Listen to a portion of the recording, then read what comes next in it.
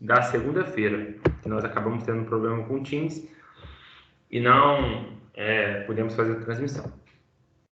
Bom, nós vamos entrar agora num capítulo novo, que é o capítulo 13, né? Onde vai falar sobre aplicações e o processamento das cerâmicas.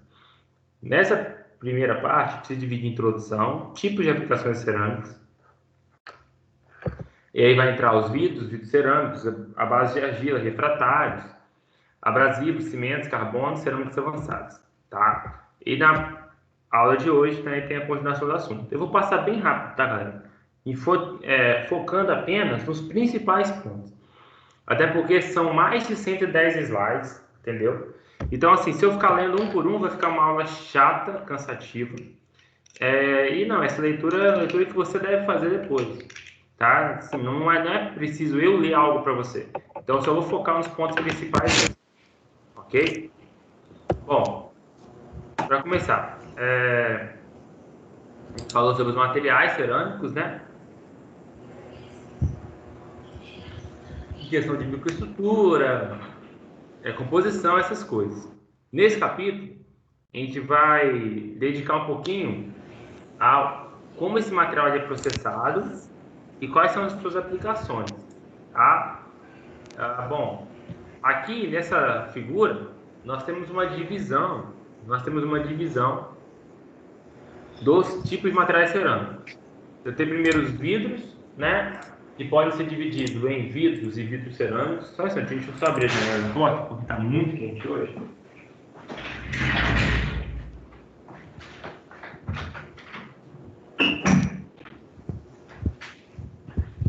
Nós temos os vidros e os vidros cerâmicos. Aí, quando a gente fala dos produtos à base de argila, nós teremos os estruturais à base de argila, né? Que aí vai entrar as lajotas, por exemplo. E também vai ter as louças brancas, né? E aí onde entra essa parte das porcelanas mesmo que a gente usa nas nossas casas. Aí a gente vai ter nos refratários as argilas refratárias, as sílicas, os refratários básicos e especiais. Depois tem a família dos abrasivos, a família dos cimentos, né? E depois os carbonos, que se divide no diamante, na grafita, que nós já vimos anteriormente, também nas fibras de carbono. A fibra de carbono, a fibra em si é um material cerâmico, tá? A fibra de carbono. Apesar que ela é muito aplicada em materiais compósitos.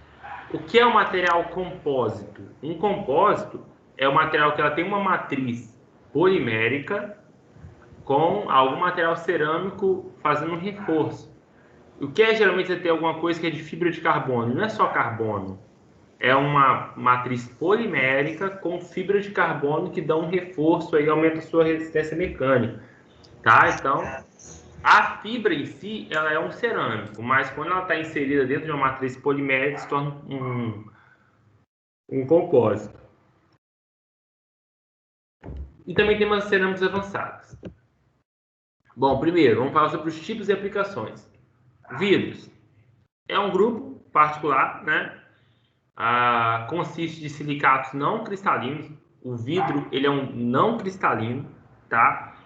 Que ele é formado um sódio cáustico, mais ou menos 70% de SiO2 e o restante formado por Na2O, que é soda, ou CaO, que é o cal. E a composição desses vidros estão listados na tabela a seguir. Então, nessa tabela aqui, só falando de duas principais características dos vidros, é a questão da transparência óptica, né, ser transparente, e a facilidade com que eles podem ser fabricados, tá? E aqui você tem os principais vidros. A sílica fundida, ela é praticamente só sílica, é o vidro mais antigo que existe. Aí você tem um que é 96% de sílica, que vai estar com 4% de B2O3. Você tem o borosilicato, que já vai ter uma quantidade também de B2O3. E o de Na2O. O vidro de recipientes, 74, 16 e 5, as composições de sílica, Na2O e cal, né? Tem a fibra de vidro, que é 55% sílica, o silex óptico, que é 54% sílica, e também o vidro cerâmico, que vai ter só uma quantidade de 43% de sílica e vai ter lá 30% de alumina, que é o L2O3, tá? Então aqui é a composição dos principais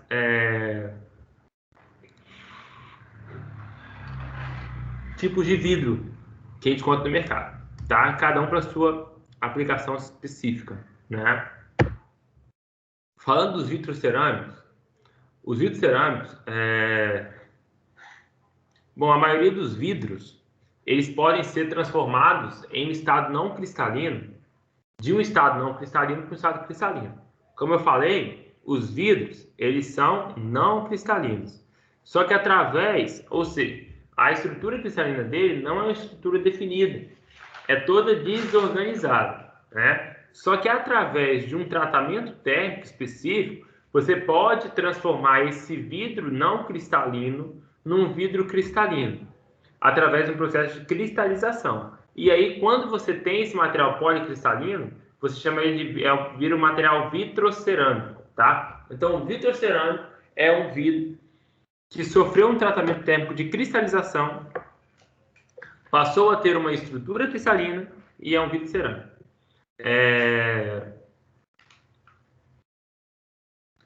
Bom, a dependência dessa transformação ela pode ser expressa utilizando um diagrama de transformação isotérmica e de resfriamento contínuo. O de resfriamento contínuo para cristalização de vidro lunar está representado na figura a seguir. Então, aqui mostra, né, bem parecido com aquelas curvas TTT que a gente tem para o aço, mostra qual é o tratamento que você tem que fazer para obter um material vidro cerâmico, tá? Tem que cruzar essa linha aqui, ó, para você ter uma cristalização e com isso um material vidro cerâmico, beleza? E aqui mostra essas curvas, né? Uma temperatura de 100 graus por minuto de resfriamento não vai ultrapassar a linha de cristalização e não vai formar o vidro cerâmico, tá? Vai formar talvez um vidro temperado, mas não um vidro cerâmico. Então tem que ter esse cuidado, porque para transformar no vidro cerâmico tem que fazer esse aquecimento e esse resfriamento, que tem uma velocidade mais ou menos. Aí. Esses vidros cerâmicos, eles são projetados para apresentar as seguintes características: uma resistência mecânica baixa, um baixo coeficiente de expansão térmica e propriedades para utilização em temperaturas altas, elevadas. Eles têm uma boa propriedade dielétrica, ou seja, para aplicação em encapsulamento de componentes eletrônicos, e também a boa compatibilidade biológica. Eles podem ser fabricados transparentes ou opacos. E o atributo mais atrativo é a facilidade com que eles podem ser fabricados. As técnicas convencionais de conformação de vidros podem ser usadas na produção de peças isentas de porosidade, tá? Então, bom é que você consegue fabricar esse material usando simplesmente peças da composição, peças da conformação do vidro mesmo, sem ter que precisar de tantas novas tecnologias para fabricação desse material. Os mais conhecidos do mercado são o Pyroceran, o Corning War, o Circle e o Vision. As aplicações mais comuns desses materiais são como peças para ir a um forno, peças para irem à mesa, janelas de fornos e tampas de fogões de cozinha, principalmente por sua resistência mecânica e excelente resistência a choques térmicos. Eles também servem como isolantes elétricos e como substratos para placas de circuitos impressos, e são utilizados como revestimentos em arquitetura e para trocadores de calor e regeneradores, ok? Aqui é um vidro cerâmico tipo, está mostrado está incluído na tabela mostrada. Então, a tabela que a gente mostrou tem um vidro cerâmico tipo. A figura seguinte é a micrografia eletrônica que mostra a sua microestrutura. Então, aqui mostra a microestrutura de um vidro cerâmico, tá? Existe uma microestrutura, partículas longas, aciculares e de forma de lâmina promovem no material resistência e tenacidade não usuais. Bom, além dos vidros cerâmicos, nós temos aí os produtos à base de argila, né? Os produtos à base de argila. que é a matéria-prima mais utilizada, né? E mais antiga também. É um insumo muito barato e é encontrado naturalmente em grande abundância na natureza e é usado na forma que é extraído. Então, tudo isso coopera para que ela seja muito utilizada. Bom, também tá, a outra razão para sua popularidade é porque é muito fácil você moldar uma argila, né? Quando misturado nas proporções corretas. A argila e a água formam uma massa plástica que é muito suscetível à modelagem. Essa peça modelada é seca para remover parte e depois é cozida. Temperatura elevada para melhorar sua essência mecânica. Bom, e aí, cara, esse processo ele é muito antigo, né? Tão antigo quanto a civilização humana. Tá? Isso aí é uma coisa que a gente tem que ter esse conhecimento que esse processo ele é tão antigo quanto a civilização humana. Só um exemplo que eu já até citei na sala, só estou procurando aqui.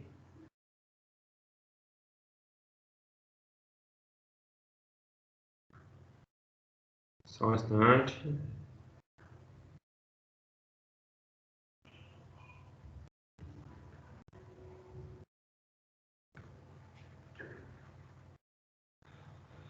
O interessante é que, pra você ter ideia,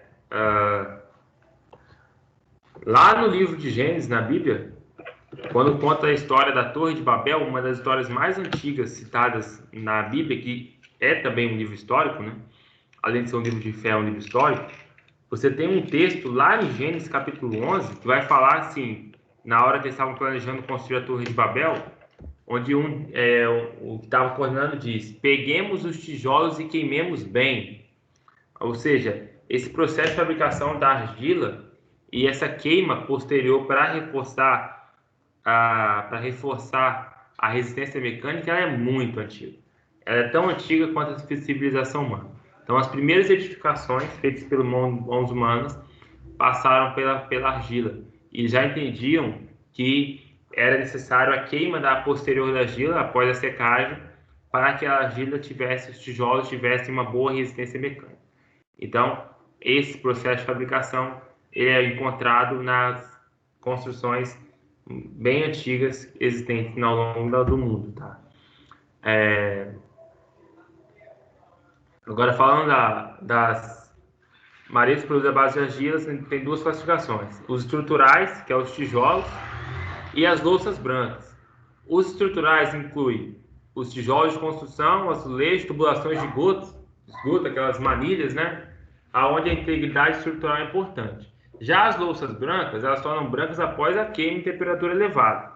Nesse grupo são incluídas as porcelanas, vasos de argila e as louças em geral, como as louças de mesa e as louças sanitárias.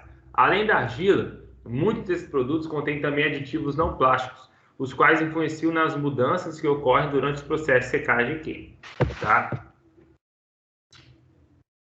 Outra classe importante é os refratários, né? A gente usa muitos refratários na área industrial, na área da nossa churrasqueirinha, que a gente gosta de ter em casa. Bom, os refratários eles têm a capacidade de resistir a temperaturas elevadas, sem se fundir ou sem se decompor, tá? Cara, se a gente falar de refratário, uma aplicação muito utilizada. Alguns sistemas, por exemplo, em área de Petrobras, alguns tanques, porque assim, o aquecimento elevado de uma estrutura mecânica, uma estrutura metálica, pode fazer com que essa estrutura ela deforme mais do que ela deveria, né? Como ela vai estar com peso em cima e tal. E aí algumas estruturas elas devem ser protegidas em situações onde pode ocorrer fogo. Tanto é que no navio, por exemplo, em navios e embarcações, você tem todo um revestimento refratário em volta das estruturas na praçaria de máquinas, porque se acontecer de pegar fogo dentro da casa de máquina, esse fogo não vai comprometer a estrutura metálica do navio. Na área da Petrobras, se faz muito isso em saias de tanques. Em algumas situações, se faz uma proteção chamada fireproofing, ou seja, proteção contra fogo em equipamentos na área industrial. E essa proteção geralmente é feita através da aplicação de concreto refratário. Então, o refratário é muito interessante, é muito aplicado na área industrial e também em outras áreas.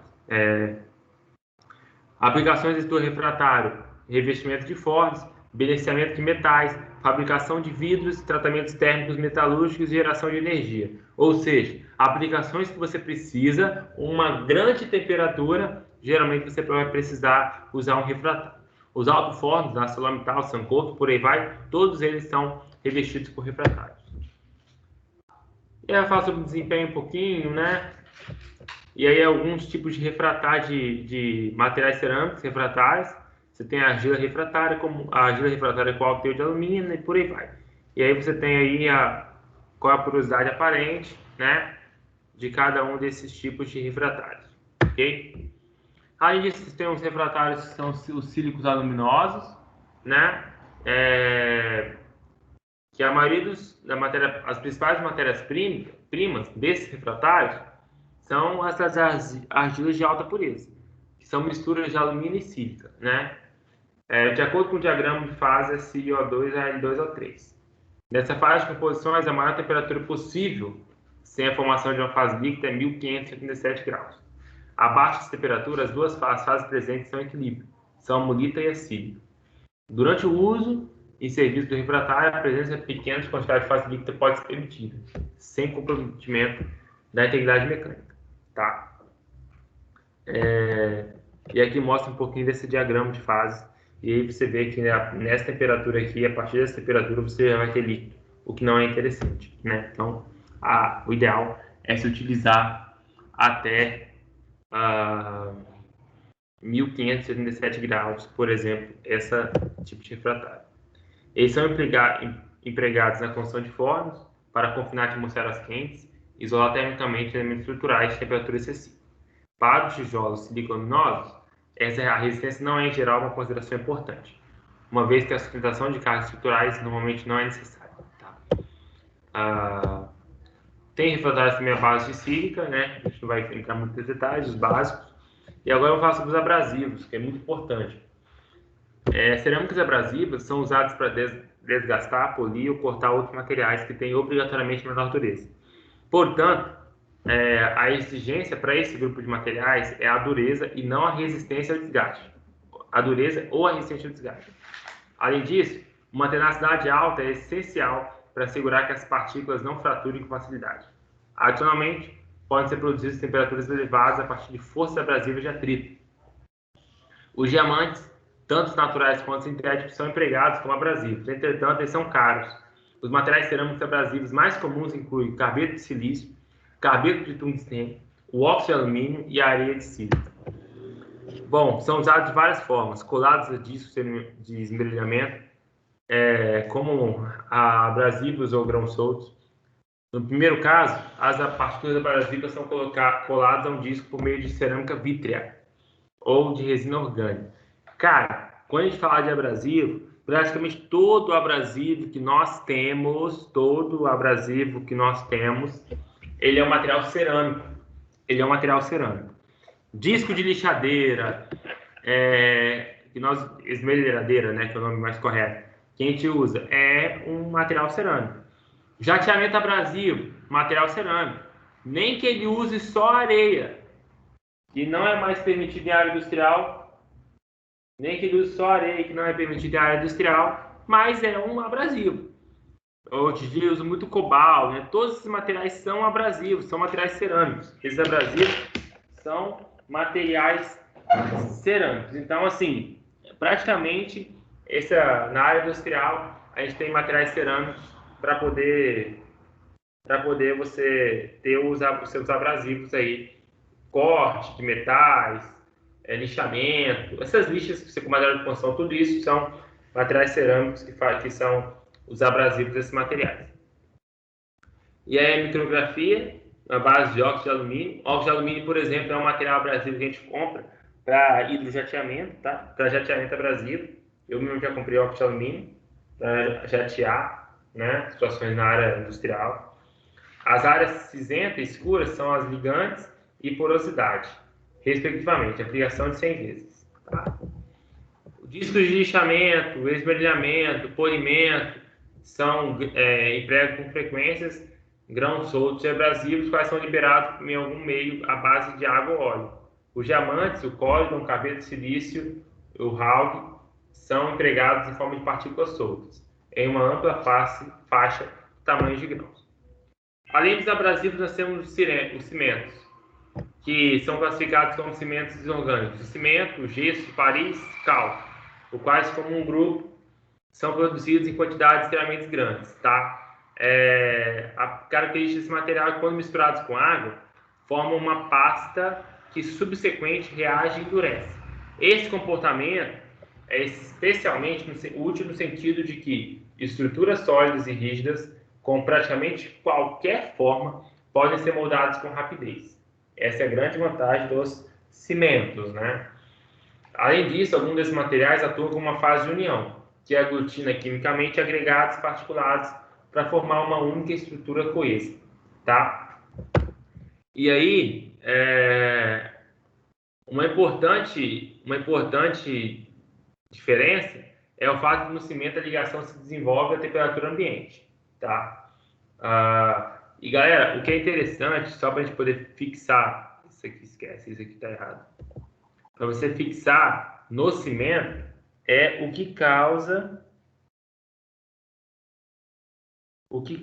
o endurecimento desse cimento. A nossa concepção, né, nos dá a entender que o que causa o endurecimento do cimento, né, esse cimento que a gente usa em nossas obras, é a secagem, mas não é a secagem. O cimento Portland, que é o que a gente usa, ele também é chamado de cimento hidráulico, pois sua dureza se desenvolve por reações químicas com a água. Já ouviram falar, por exemplo, que quando você tem lá uma concretagem, você tem que depois molhar essa concretagem por alguns dias ainda para garantir que ela fique um bom concreto? Pois bem, porque é a hidratação do cimento que causa o endurecimento e não simplesmente a secagem, tá? A cal, por exemplo, ela não é hidráulica. Então, são outros compostos que não a água que são envolvidos nas reações de endurecimento. Já o cimento Portland, que é o cimento que nós usamos na Sal, Cauê, por aí vai, ele é um cimento hidráulico. Então, o que causa a dureza nesse cimento, é a hidratação da reação química que forma com a água. Por isso que a gente tem que molhar com certa frequência um concreto quando você bate ele, né, para poder fazer com que ele fique mais resistente. Além dos cimentos, nós temos os carbonos, tá?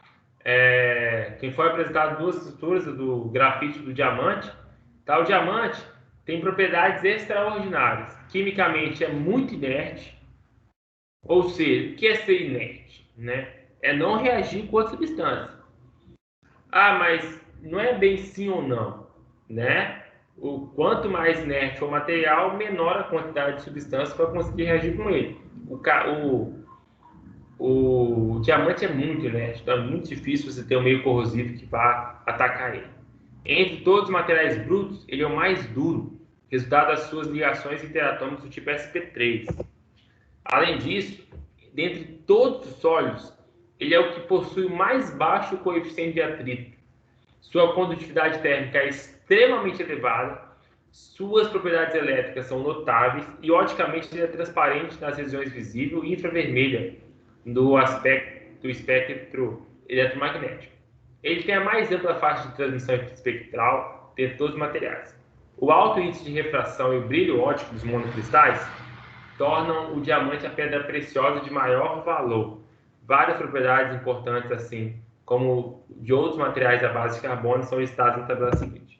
E aí você tem aí as propriedades. Fica a dica, tá? Essas propriedades podem ser importantes se você estiver usando algum desses materiais no seu trabalho, tá? Então você tem a massa específica do diamante, 3,51, metade da massa específica do aço, por exemplo. A grafita no plano e fora do plano, e você tem várias propriedades do diamante, da grafita e do carbono em fibras. Nós não falamos sobre a estrutura cristalina dele, né? Porque não tinha por que falar, mas está falando agora dele das suas propriedades mecânicas, tá? Isso aqui é muito importante. A grafita, ela é altamente anisotrópica, ou seja, os valores da propriedade dependem da direção cristalográfica. Por exemplo, a resistitividade elétrica na direção paralela e perpendicular ao plano são na ordem de 10 a menos 5 e 10 a menos 2. Então, depende muito do plano, né? Os elétrons livres são móveis, se movimentam em resposta à presença de um campo elétrico que esteja sendo aplicado em uma direção paralela. Ainda, como consequência das fracas ligações, ela é fácil para os planos se deslizarem, o que explica as propriedades de lubrificação de uma grafita, que são excelentes, né? Grafita é muito utilizado em lubrificação também. E as aplicações são muito variadas, né? Lubrificantes, lápis, eletrodos de baterias, materiais para fricção, como sapatos de freio, resistência para fornos elétricos, eletrodos de solda, cadinhos metalúrgicos, refratários, tubeiras de foguete, vasos reatores, contatos e por aí vai. Dispositivos para purificação do ar. Então você vê que são várias as propriedades da grafita, tá? E aí fibra de carbono também vai aparecer aí. Ela tem uma alta resistência e um modo de elasticidade muito alto também. E são usados em matriz polimérica, como falei, usado como reforços em compósitos com matriz polimérica. O carbono dessas fibras se encontra na forma de camadas de grafeno. Contudo, dependendo do precursor do tratamento térmico, há diferentes arranjos para o que é denominado fibras de carbono grafíticas. Tá? As camadas de grafeno possuem outra estrutura. Os planos são paralelos uns aos outros, interplanares e van der Waals fracas. Alternativamente, uma estrutura mais desordenada resulta quando, durante a aplicação, o grafeno fica aleatoriamente dobrado, inclinado e contorcido, para formar o que é o carbono turbostrático. E aí tem um diagrama esquemático de uma fibra de carbono que mostra tanto a estrutura grafítica quanto a estrutura turbostrática do carbono. Tá? Isso aqui já algumas propriedades de alguns materiais à base de carbono, que é a C60, que é a fulerita, o nanotubo de carbono e o grafeno. Então, propriedades desse tipo de carbono são aqui listadas nessa tabela. Tá, além disso, tem as cerâmicas avançadas, né? As cerâmicas avançadas são materiais que são usados em sistemas microeletromecânicos, assim como os nanocarbonos. Vão ser discutidos na sequência. Você tem os MS, que são sistemas microeletromecânicos, são sistemas inteligentes em miniatura, que consistem em um grande número de dispositivos mecânicos integrados a grandes quantidades de elementos elétricos, em um substrato de silício. Esses componentes mecânicos são microsensores e microatuadores. Os microsensores coletam informações do ambiente pela medição de fenômenos mecânicos, térmicos, químicos, ópticos e magnéticos. E os microeletrônicos processam as informações dos sensores e retornam decisões que direcionam as respostas. Dispositivos que executam tais respostas como posicionamento, movimentação, movimento, regulagem ou filtragem. Tá? E aqui mostra um sistema microeletromecânico, tá? De acionamento de redução para engrenagem de um trilho linear. Essa cadeia de engrenagens converte o movimento de rotação na engrenagem superior esquerda em movimento linear na engrenagem para assinar o trilho linear no canto inferior direito, tá? Isso aqui é muito pequeno, pra você ter ideia, aqui é 0,1 milímetro, então essa imagem toda deve ter 1 milímetro de largura, só para você entender o tamanho disso, ok? Nanocarbonos tem propriedades novas, partícula menor que 100 nanômetros, e aí são ligados por orbitais híbridos sp2. Tem os fulerenos também, que mostra o esquema de um fulereno, uma molécula de carbono, tem 60 carbonos, tá? E além disso tem também o nanotubo de carbono. E por fim você tem aí o grafeno, que é como se fosse um plano de carbonos ligados 6 a 6, ok? Então esses são, eu não estou focando tanto, porque eles são pouco utilizados, mas aí você pode usar depois da sua curiosidade para ler esses slides, que são os slides que eu mandei na segunda-feira para vocês estarem fazendo leitura com mais calma, tá? E agora eu vou entrar nesse outro slide aqui, porque assim, como falei, é uma aula só de conteúdo, então Nossa ideia é passar rápido e deixar que você depois pratique a leitura, leia com mais calma. Qualquer dúvida, entre em contato conosco. Ok? Então, agora eu vou entrar nessa parte que seria a aula de hoje, né? Que é a fabricação e processamento das cerâmicas. Calma aí que deu.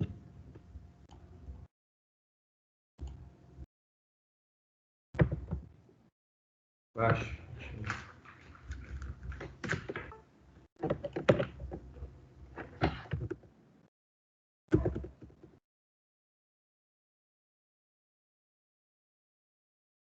Deixa aqui. Bom, vamos falar hoje sobre a fabricação e processamento das cerâmicas. Uma das principais preocupações na aplicação dos materiais cerâmicos é o método de fabricação. Muitas das operações... Deixa eu só ver o que está acontecendo.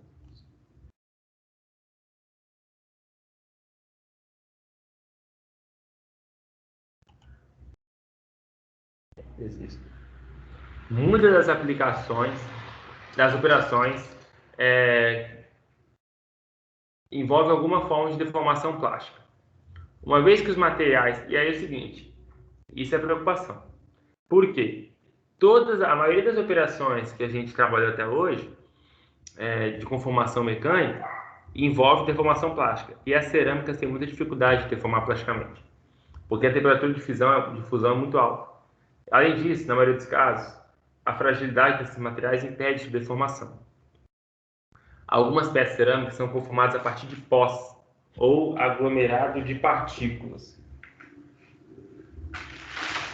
Pós ou aglomerado de partículas, tá? E devem ser posteriormente secas e queimadas. Os vidros são conformados em temperaturas elevadas a partir de uma massa fluida, que se torna muito viscosa com processamento. Deixa eu tentar tirar isso aqui, que não sei o que está acontecendo.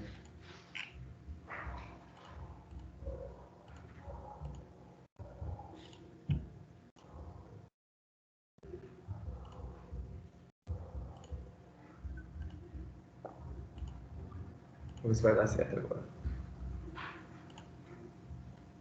Não está subindo isso aqui, ó.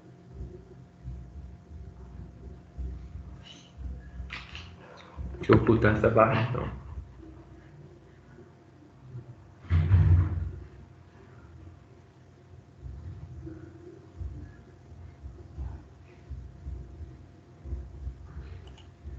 Pronto.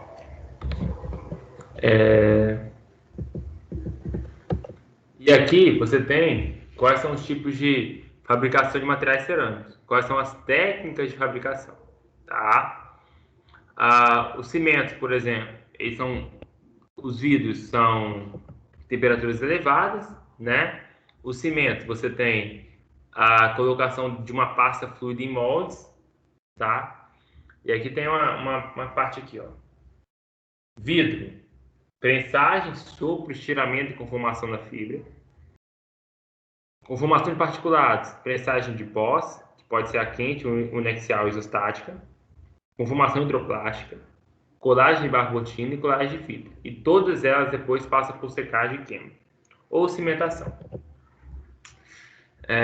Esse aqui mostra o volume específico em função da temperatura de materiais cristalinos e não cristalinos. Então aqui mostra, ó, temperatura B, temperatura F, né?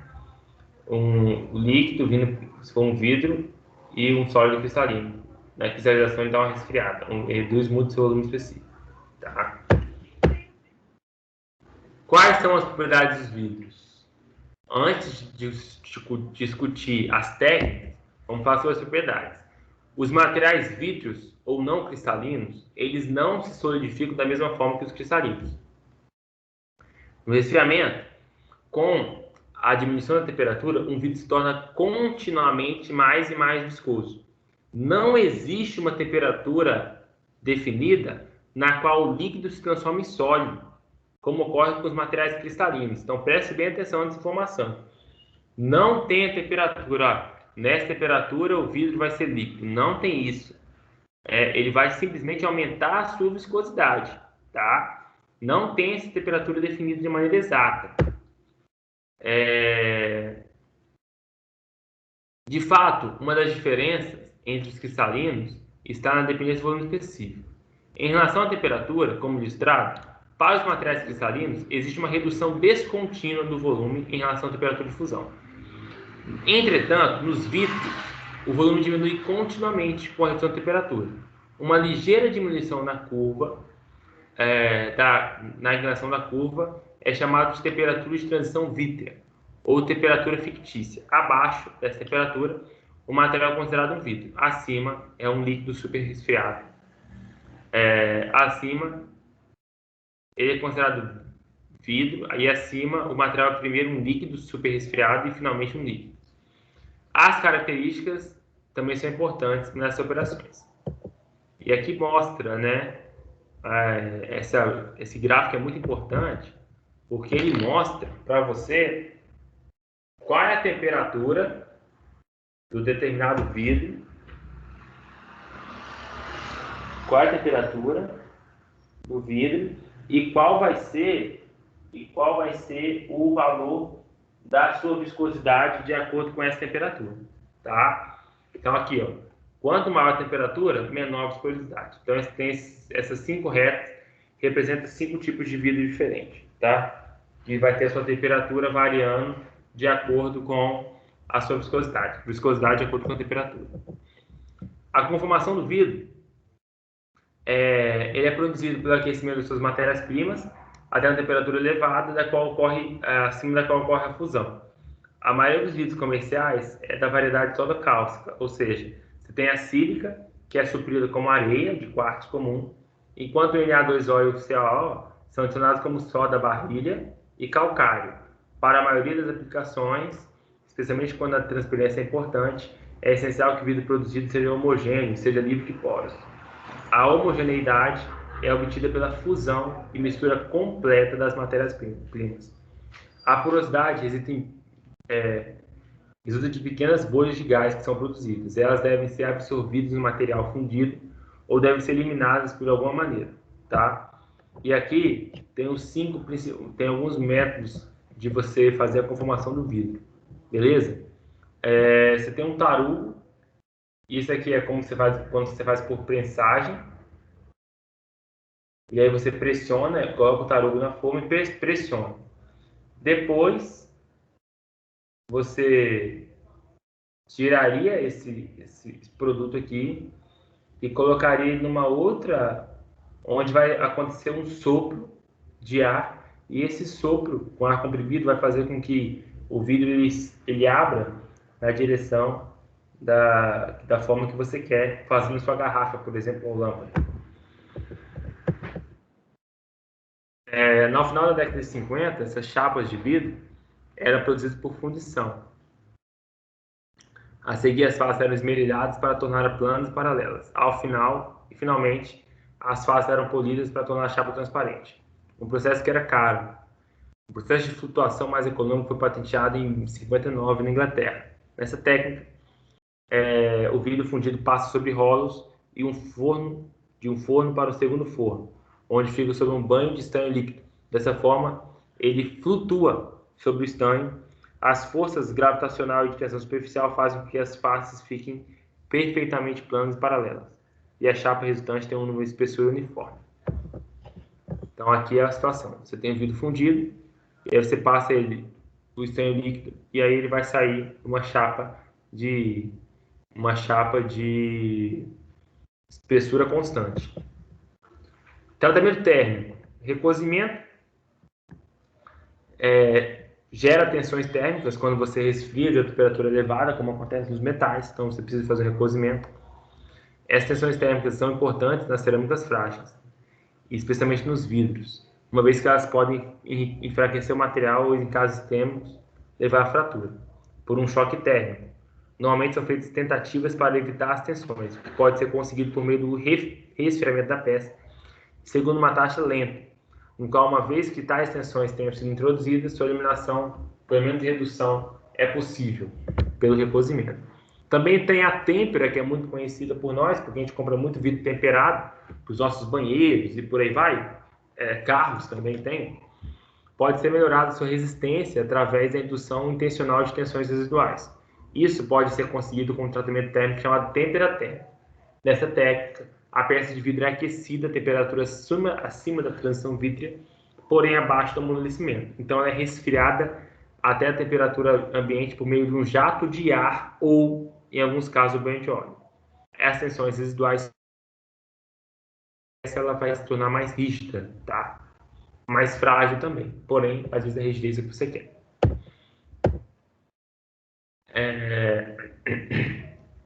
Isso aqui é uma distribuição de tensões residuais de temperatura ambiente ao longo da seção transversal de uma chapa de vidro, tá?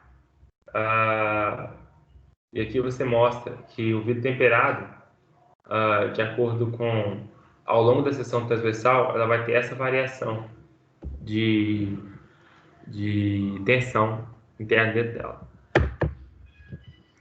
Vidros cerâmicos, fabricação de vidro cerâmico é essa aqui. Você tem o aquecimento, certo?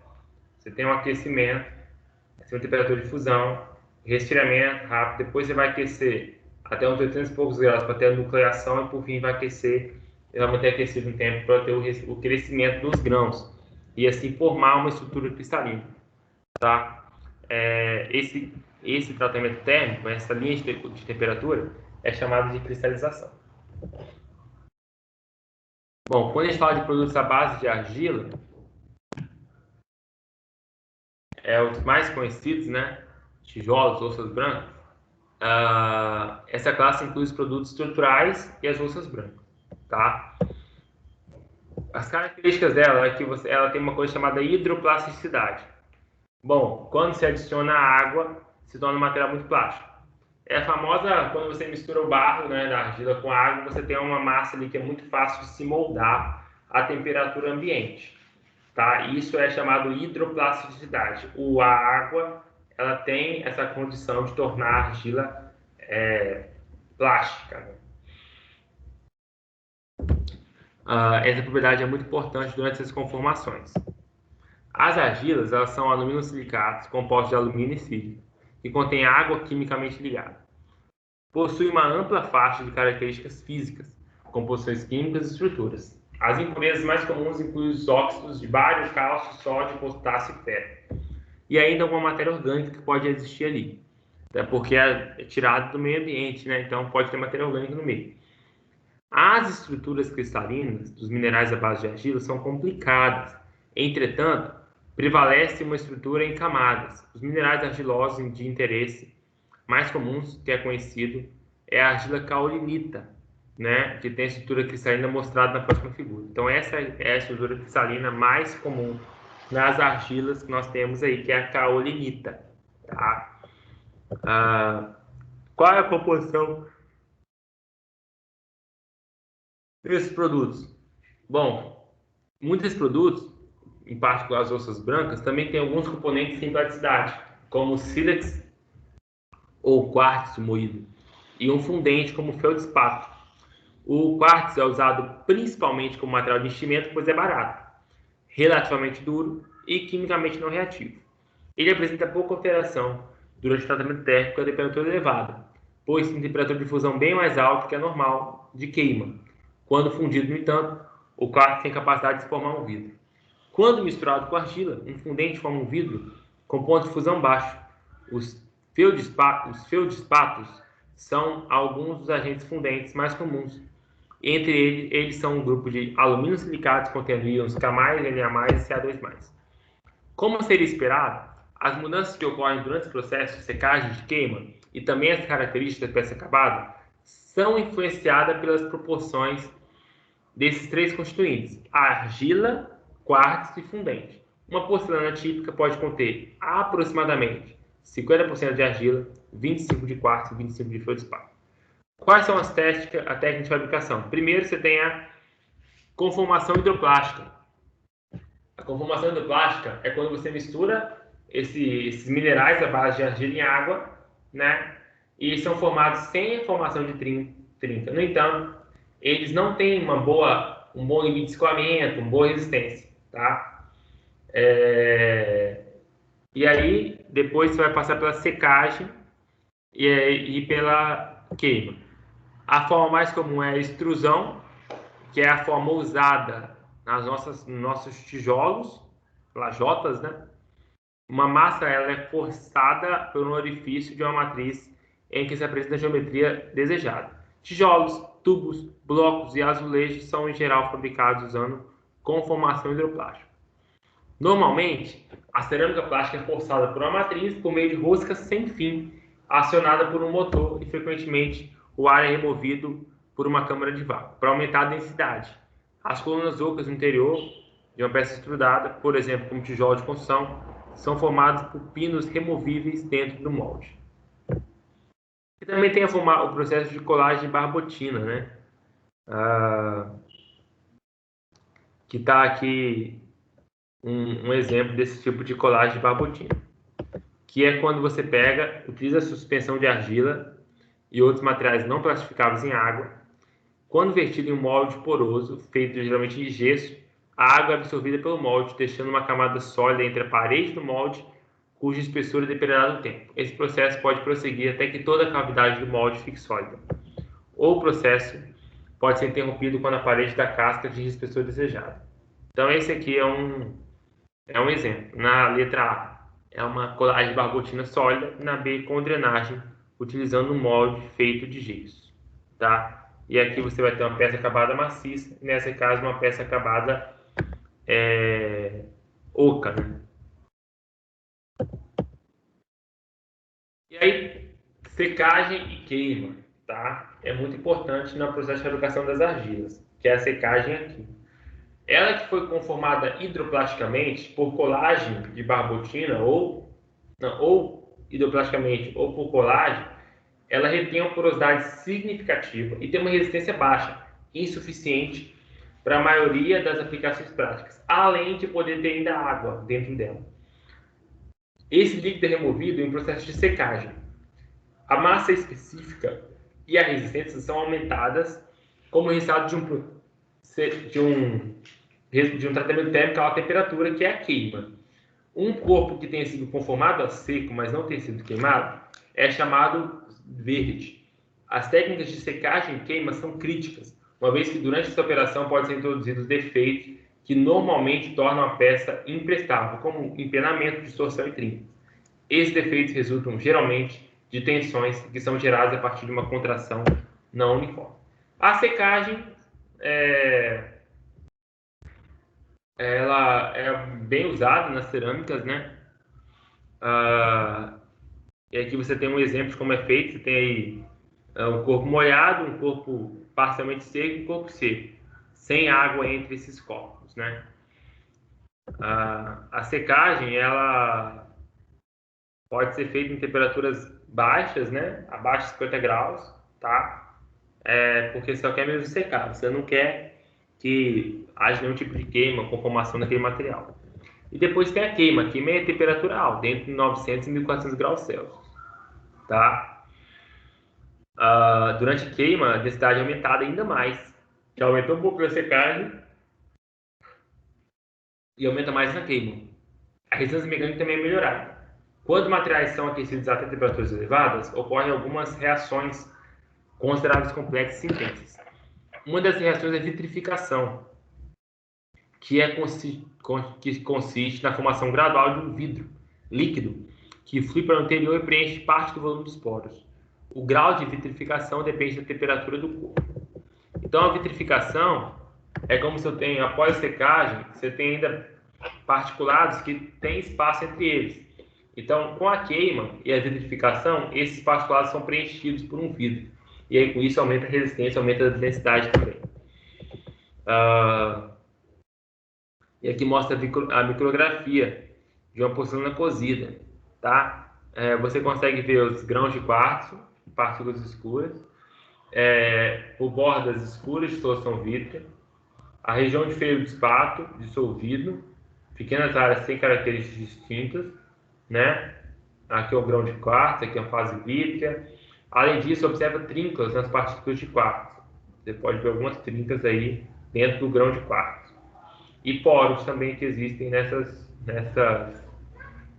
que acontece durante o resfriamento. Mas a intenção é você reduzir isso o máximo possível com um tratamento posterior.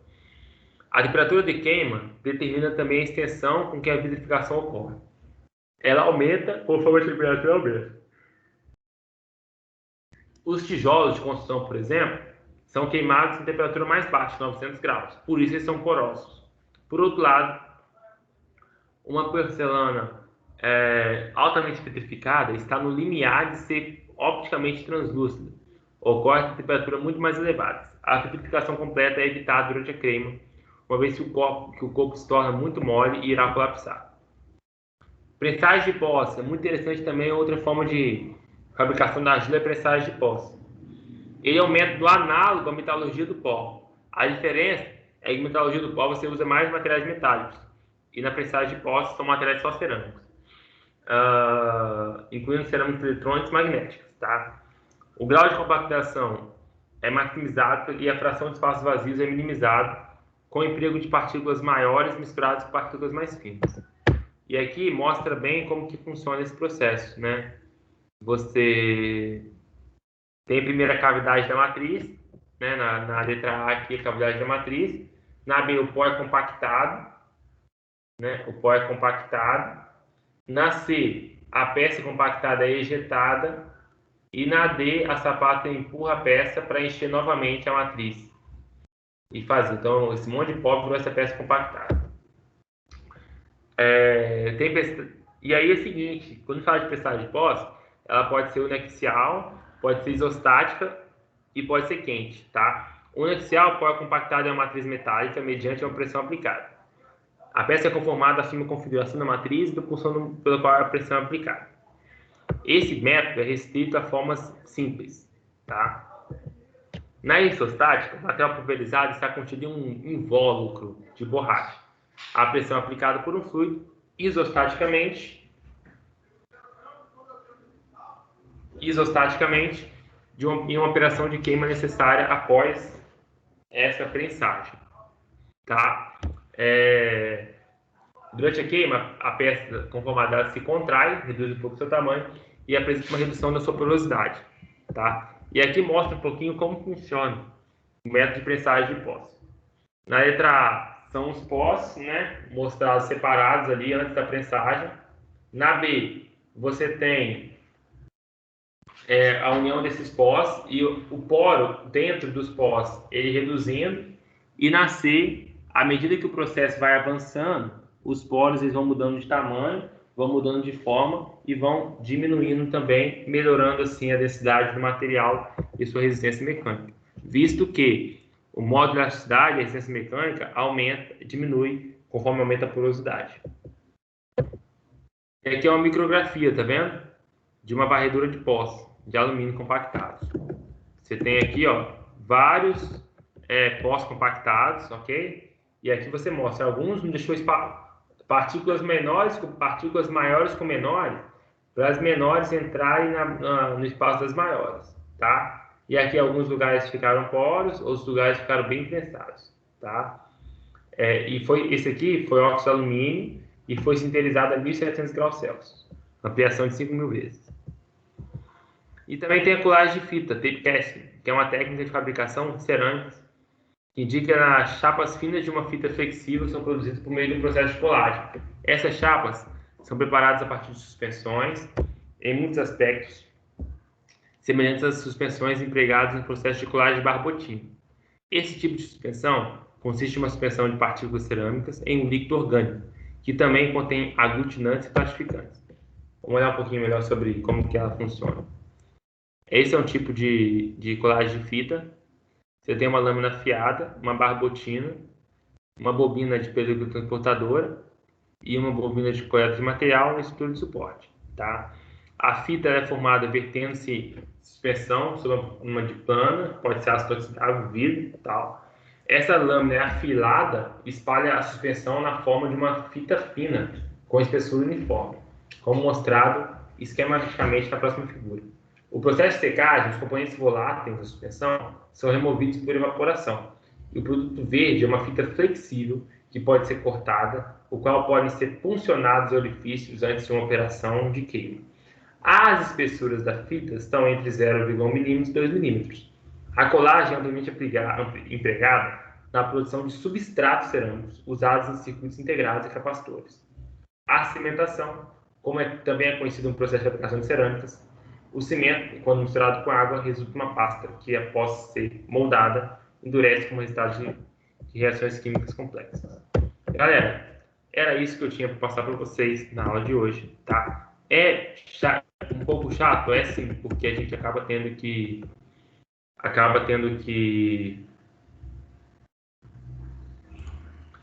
falar muito dos conceitos, né? Falar muito dos conceitos, falar muito da...